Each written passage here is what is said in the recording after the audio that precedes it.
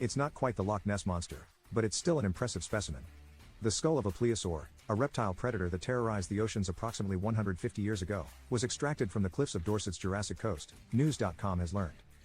According to BBC News, which will feature the beast in a BBC One show to be hosted by David Attenborough on New Year's Day, the pliosaur's skull is 6 feet, 5 inches long and one of the most complete specimens ever found. Scientists were astonished when they realized how complete and preserved the specimen was. Paleontologist Steve Etches told BBC News that there isn't a fossil that can match it. It's one of the best fossils I've ever worked on. What makes it unique is it's complete, he told BBC News. The lower jaw and the upper skull are meshed together, as they would be in life.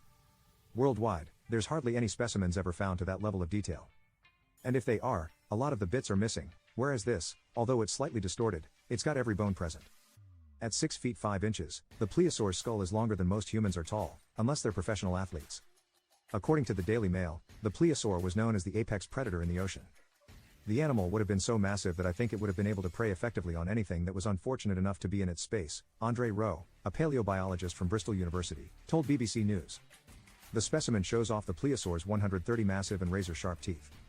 I have no doubt that this was sort of like an underwater T-Rex, Rowe said. Fossil enthusiast Phil Jacobs made the discovery while taking a walk along the rocky beaches of Kimmeridge Bay, an area in the United Kingdom, last year. According to Britannica, the pliosaur was known for its large head, short neck and streamlined, tear-shaped bodies. The jaws of this creature are thought to have produced a bite force of 33,000 pounds per inch to, perhaps the highest bite force of any known animal, Britannica states.